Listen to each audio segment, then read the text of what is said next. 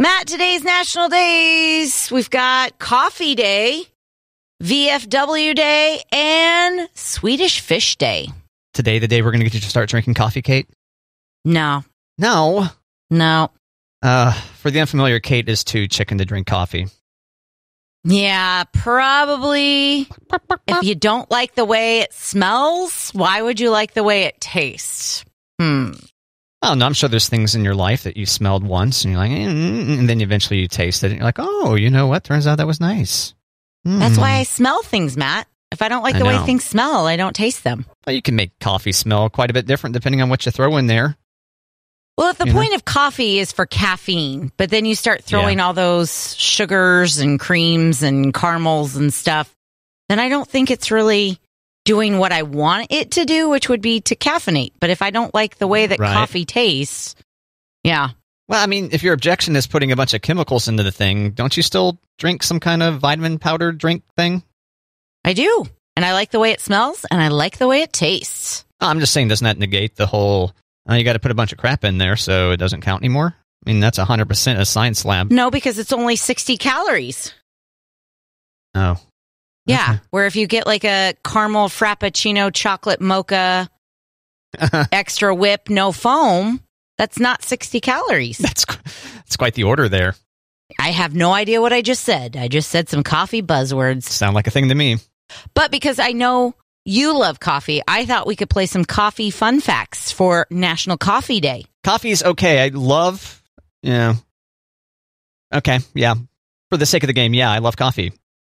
I mean, since you're peer pressuring me so hard into drinking coffee, it must sound like you're in a coffee club. I just think it's such an effective deal, But no, I'm not a pot of the time kind of guy. In fact, it doesn't take much for me to start getting the shakes and such, The jitters. Yeah. Okay, true or false? The world's most expensive coffee can cost over $600 a pound. True. Yeah. Did you say true because that's very obscure knowledge? Like that's just very particular? Oh, I could see it. You said over 600 and I was like, God, I could see like over $1,000. Before particular, there's some real coffee enthusiasts out there. Yikes. And I imagine if it's a way to flaunt your wealth, you know how wealthy people are. You know how wealthy people How much does a cup of coffee cost? National Coffee Day. True or false? Fun fact for coffee. It's impossible to overdose on coffee. I'll say you can overdose on coffee, yeah. You could die. Correct. Too much caffeine. It's impossible to overdose on coffee is false. It is possible. It seems like you could get a heart attack real quick, but... Okay, the country that goes through the most coffee is U.S., France, or Finland? It is the United States of America, probably by a decent bit. Final answer? Yes. Finland. Finland's got us beat. Finland. No. The Finnish like their Java. Okay, largest cup of coffee ever served was over 2,000 gallons, over 3,000 gallons, or over 5,000 gallons? Over 2,000 gallons. Over 5,000 gallons. That means I still won because over 5,000 is still over 2,000, by the way. Loophole. Yep. You still win. That's why I went for it. Boom. You get an extra star today. Thank you. The best part of waking up is the slogan for Hills Brothers, Seattle's Best, or Folgers. Folgers. You get an extra point if you sing it. The best part of waking up is Matt and Kate on the radio. Yeah. And some Folgers, maybe, in your cup. Ding, ding. Yeah. Well done. Thanks. Good job, Matt. Thank you, Kate. Kate, did you know that Brian Busby's part of the St. Joe Symphony now? I did not know that. Yep. There he is. Did you know that he was in he was in the, Kansas City Civic Orchestra as well. What does he do? Plays the timpani. No kidding. I knew that part. I knew he played the timpani, but apparently he is on board for this season at the St. Joseph Symphony. Wow. And he says if he hadn't gone into meteorology, music would have been next up and probably paid a lot less. He didn't say that second part. That was me. He didn't say that. That was me on that part. So, yeah, if you hit up the St. Joe Symphony this season, hey, that guy looks like Brian Busby. Turns out, that's him. Yep. Turns out, he's really good. Can't mistake that mustache. Nope. He's got kind of quite the home setup. Are you looking at Brian Busby's studio now? I just Googled Brian Busby Orchestra images. Oh, because you wanted to see him rocking the timpani. Yeah. It looks like he's got a home office / drum room. I bet that meteorology money, tell you what. Buy yourself a fancy studio, especially, I mean, the dude's been at it forever and seemingly hasn't aged. No, he's aged very well. Yeah. Yep, so Kansas City meteorologist, heartthrob, Brian Busby, St. Joseph Symphony, timpaniist. Close enough. Close enough. Matt, the best place to buy online Halloween costumes. If you're not into making the costumes, best place is to buy your costumes, but you got to kind of get on it because we are 32 days away from Halloween. Okay. Ooh, okay. All right. Best place to buy online costumes, Amazon, Koski.com, which is COSSKY.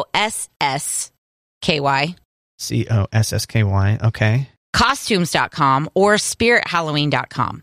Oh, interesting. But if you're looking for the sexy costumes, ooh la la, which of course I always am, you're going to want to go to yandy.com. Yandy.com. Should I go there? Let me go there now in the browser. This is dangerous stuff, but we're a radio station. They know we're going to look for obscene things. Yandy.com says their most popular items.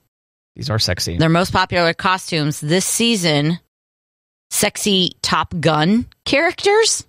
Mm-hmm. Sexy Fire Girl, sexy Sherlock Holmes, and sexy Gummy Bear. Sexy Gummy Bear. Which, I don't know if I'm going to look at a gummy bear and be like, oh yeah, that's sexy for sure. Yeah, I'm there now. There's Playboy Halloween costumes. Did you mention that one? I didn't. It's not their most popular. Got to work on that. And then Koski.com. Looking there as well. Movie costumes, cosplay costumes, and Halloween. These are all good tips, Kate. Thanks. Inevitably, most people, I don't know what's on Amazon. Let me 2-day that. Right? Yeah. Hey, Kate, I was reading the Journal of Personality and Social Psychology. Oh, that sounds like a real page turner. That's right.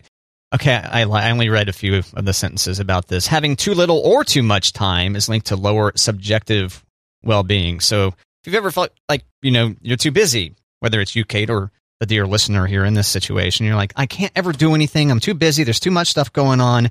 I'm not as happy as I would be if I had more free time. Apparently, the exact same thing can happen on the other end of the spectrum. If you've got all the free time in the world, then basically you won't allow yourself to enjoy it because you will feel like you're lacking the productivity that you once had. Wah, wah. Interesting that they mirror each other. These results show that whereas having too little time is indeed linked to lower subjective well-being caused by stress, having more time does not continually translate to greater subjective well-being.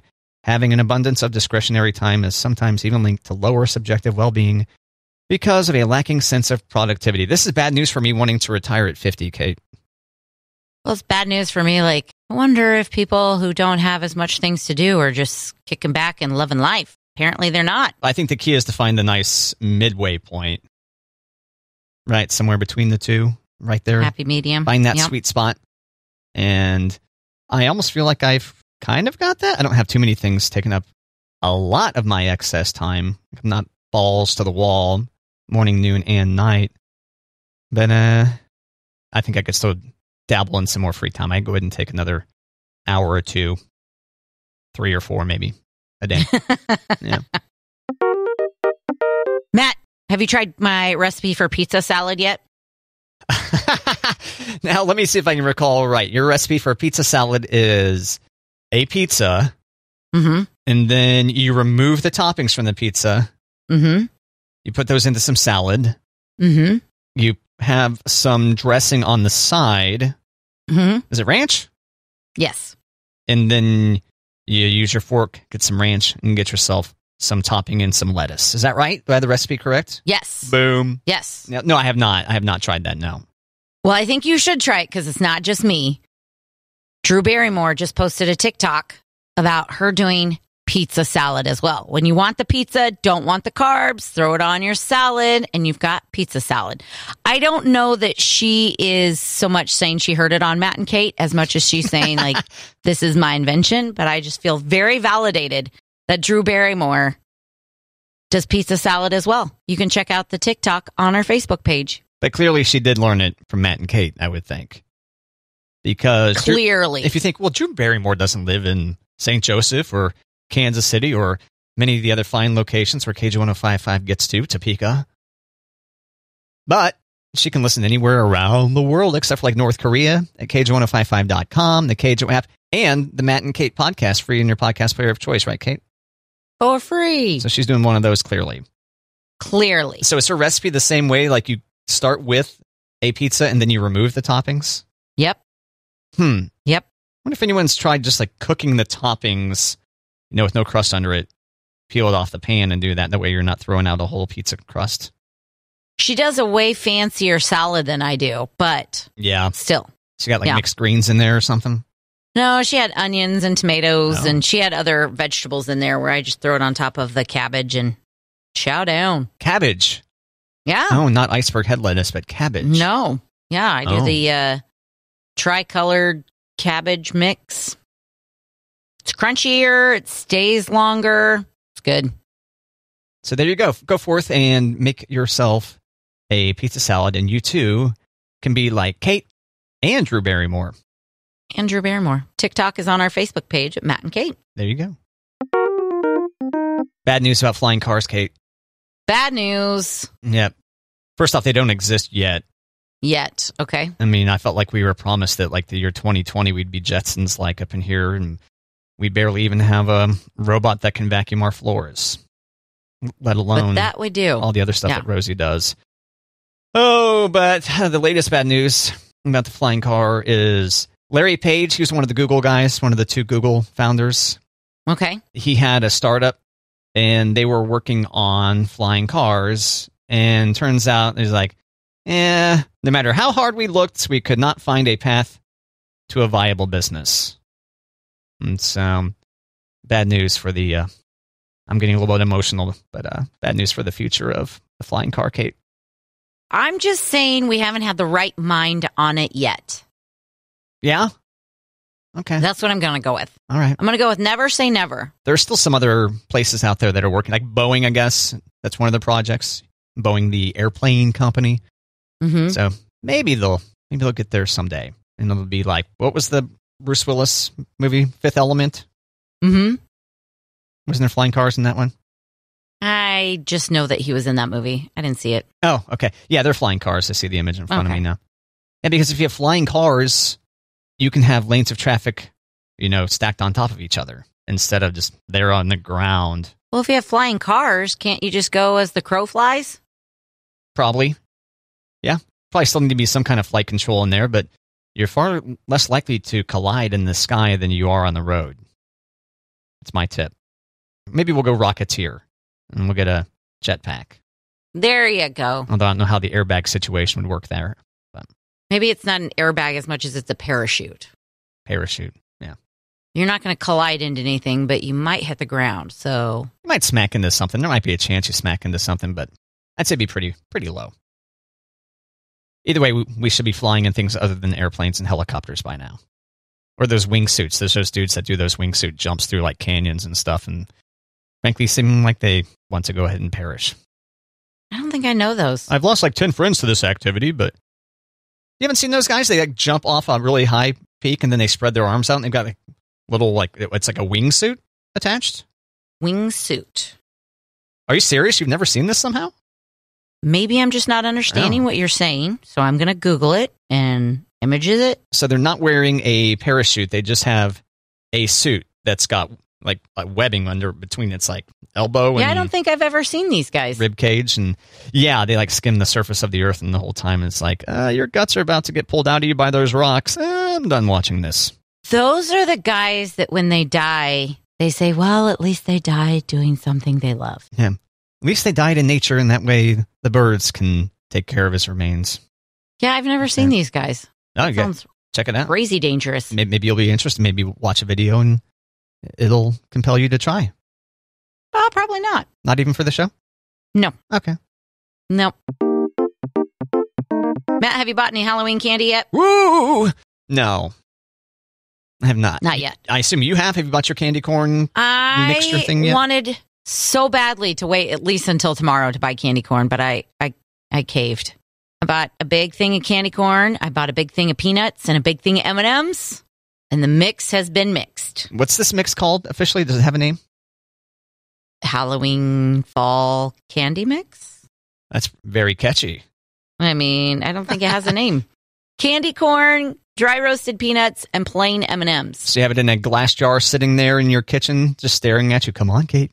Come have some. Not yet. Okay. I have it in the pantry, high up on the shelf, but it is a see-through container that just, is looking at me every time I go into the pantry for something. I'm like, oh, no, thank you. Not right now. I assume you've had some, right? I've had some, yeah. Got to test it. Yep.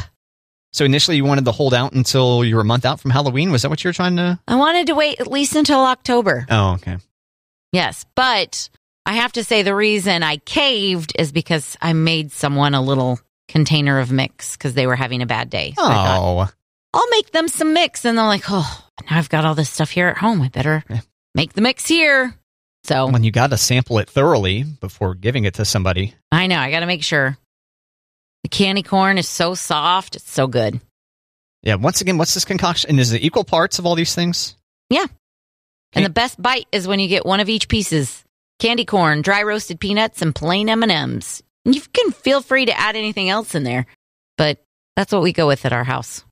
Some pretzels might be nice in there. Yeah. That's a good call. Can't leave it out, though, with pretzels because they'll get stale.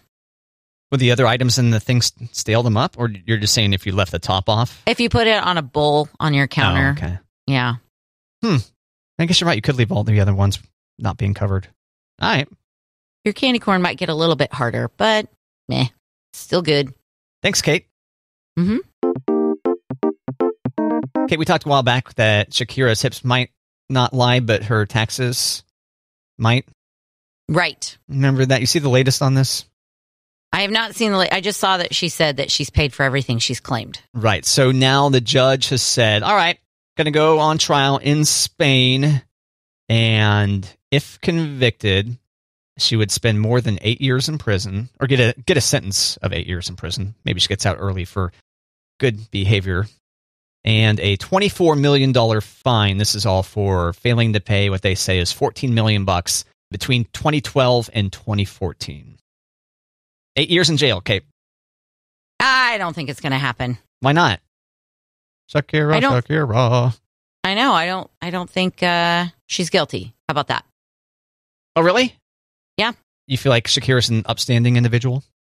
I think Spain's getting greedy. Apparently she had the opportunity to, what's the word? Settle. Yeah, more or less. Yeah, settle. Mm-hmm. But it's like, no. But it was still a huge number, too. So that's why I don't think she's guilty, because if she had the option to settle and she was guilty, I think she would have settled. Yeah, rejected a proposed plea deal in July. And then now they're like, okay, well, guess what? This could equal this. And after the judge signed off on the trial, doesn't feel special. It doesn't seem ideal. I think it's a bluff. Okay.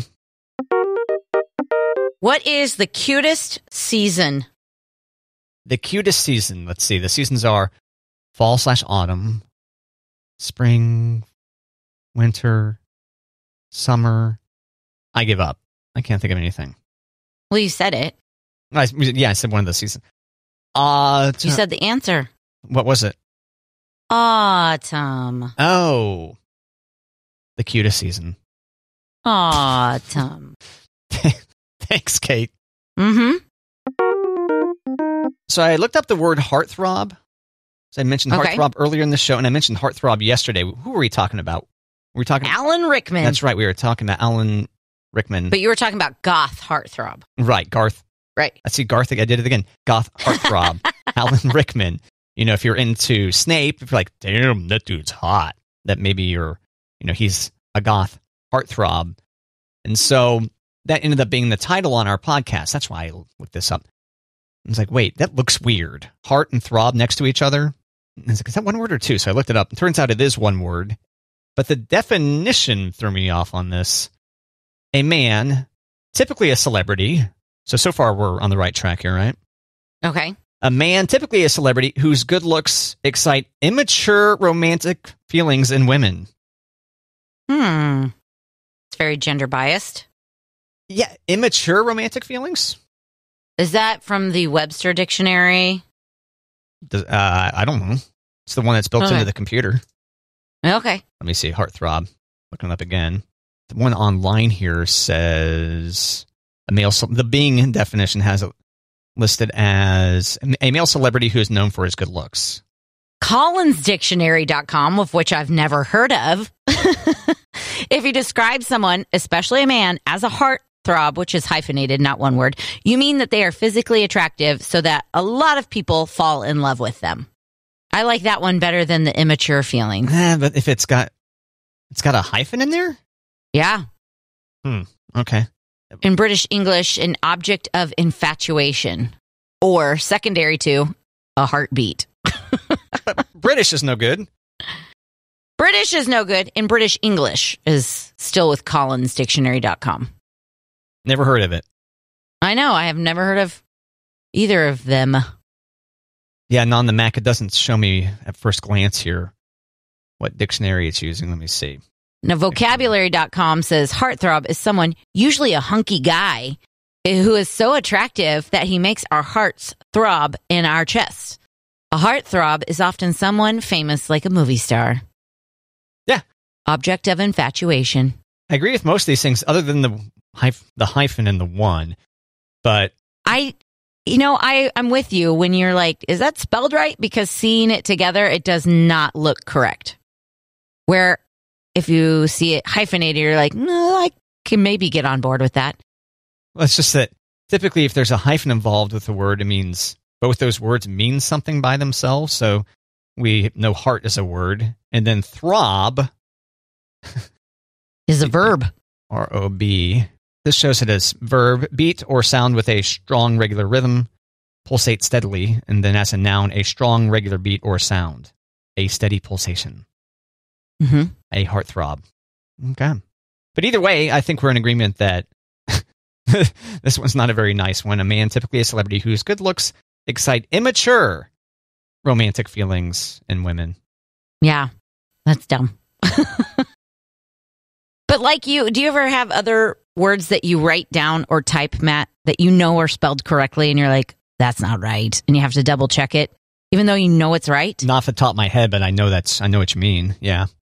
I had to write the word 2 the other day. The number 2. Okay, the numeral 2? Right, TWO.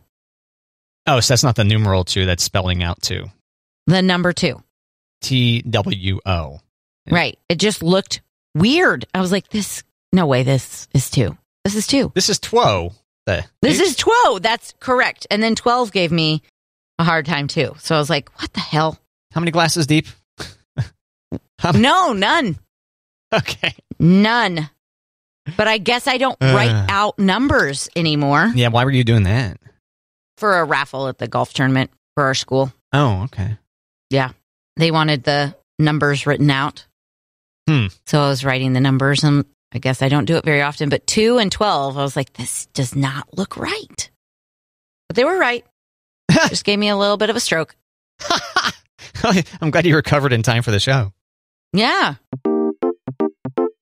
Matt, TickTock just added a dislike button. I did not know they did not have that. I didn't either. Okay. Neither of us are big TikTokers, but... Not really. Whenever I'm TikTok, it's because a TikTok has appeared on Twitter. That kind of deal.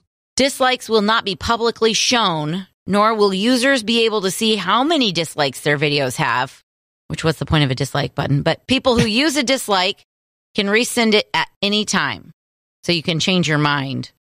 And TikTok plans to use the dislike feedback to help better identify irrelevant and inappropriate content. Interesting, yeah, because historically, their algorithms based on just if you stay on something and watch it for any length of time. Are you asking me? From what I gather, Okay. that's how it works. It's like, okay, you stopped on this clip for a while. All right, let's see what happens when you do this one. Like, I think that is kind of the implicit thumbs up on it. And if I'm way wrong on this, dear listener, you know, what are you going to do? What are you going to do? It's funny you mentioned this because I just read an article about how the thumbs up and the thumbs down on YouTube practically do nothing. Really? Whereas like YouTube's like, trust us, we know what you'll like. We're not going to allow this to affect. But the thumbs up and thumbs down go to the person who posted it can see, correct? Yeah, but I think the people have the idea that if they thumb something down, they're not just thumbing it down to say, guess what, your content sucks. Right. But that they're hoping that it's going to present less things like that for them in the future. Similar with the opposite for the thumbs up. But yeah, we'll see. TikTok may just be doing the same thing and just trying to make us feel like we have some kind of control. But they're like, trust us, we still know better than you what you will enjoy. Scroll to another video.